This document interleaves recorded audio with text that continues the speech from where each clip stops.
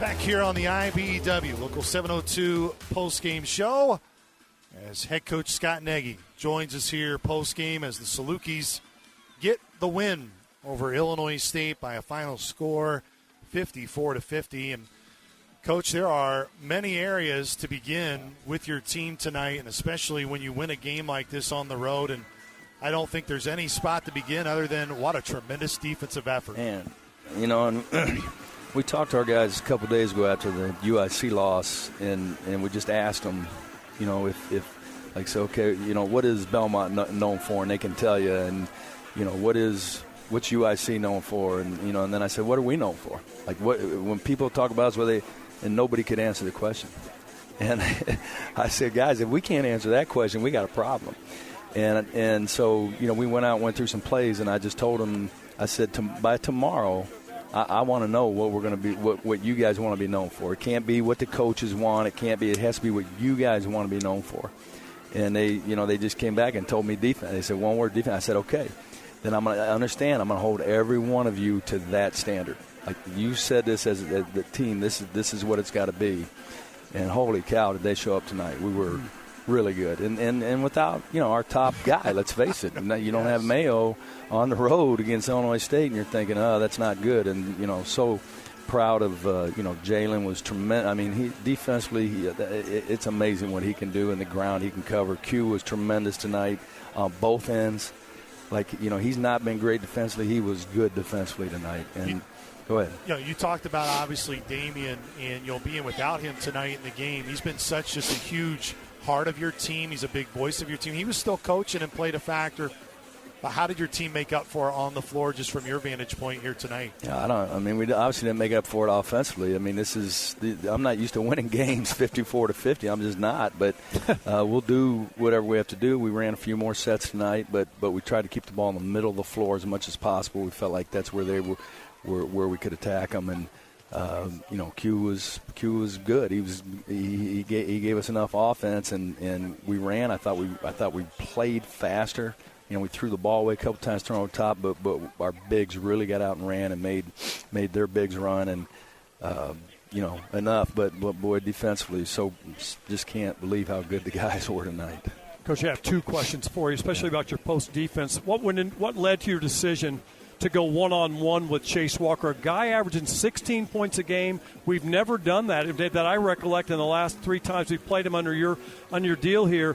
What you guys went one-on-one with him tonight. Golly, was it effective? Yeah, we wanted to stay on the floor. The one time Jaheim jumped and he went to free throw line, we talked about this. We can't have him. He's getting 5 points a game from the free throw line. That's a lot. When he's averaging 15 or 16, one-third of his points come from free throw line. So we don't want to put him on free throw line. He's not shooting 70%. He's shooting on the year 51%. And so we got to make sure we stay between him and the basket, stay down, just make him finish. And if he finishes, he finishes.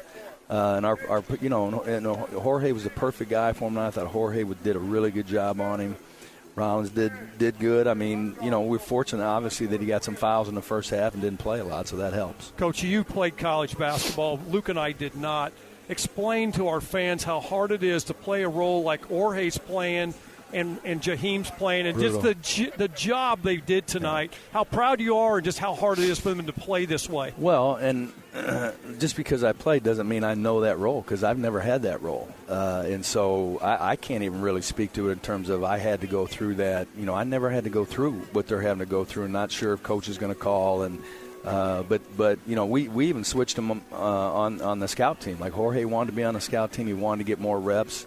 And I appreciate him telling me that, and so we've done that. I think that's helped him. It keeps him in better shape, and he does get more reps. But we knew tonight would be a good game for him, because Walker's 280 and so is Jorge, yeah. And so that helps to have a guy that weighs the same. I got to ask one more before Luke takes this over and cleans it up.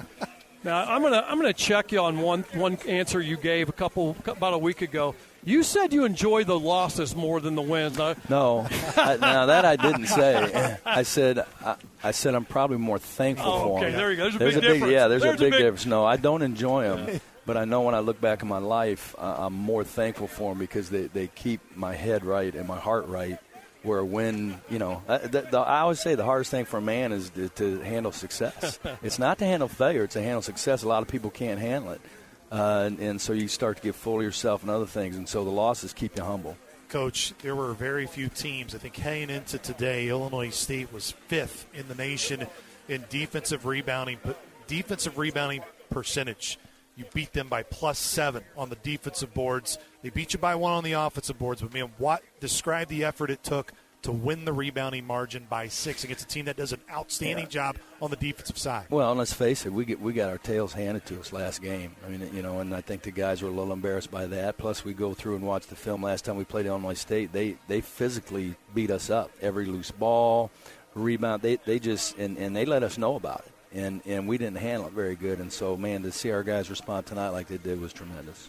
The effort from Jalen Haynes, as you said. Yeah, did he play the whole game?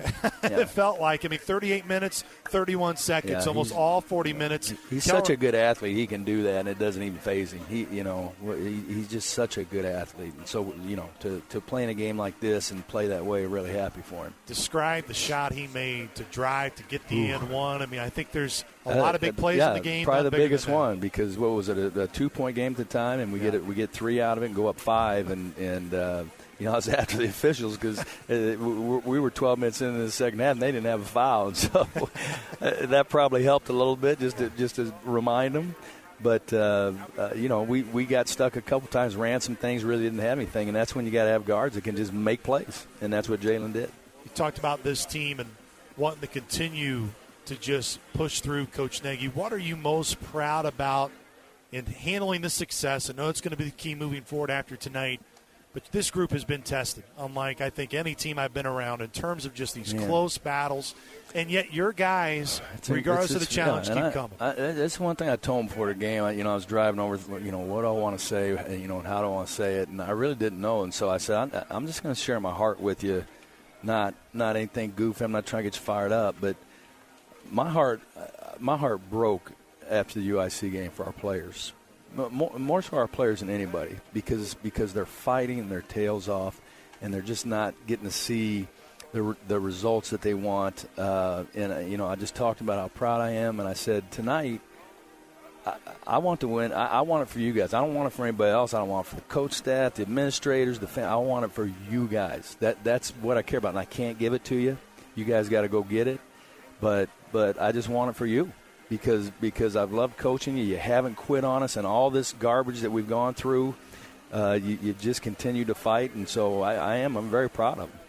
Coach, congratulations. Enjoy this one. I think you can soak in it a little bit before we get back home. And, of course, big rivalry game on Friday. And what a great opportunity to honor Mike Glenn, who's just one of the all-time giants at SIU. What a good man. When I met him, you talk about just a gentle person and a good man. I mean, I really enjoyed him. Coach, thanks so much for the time. Congratulations. Congratulations, man.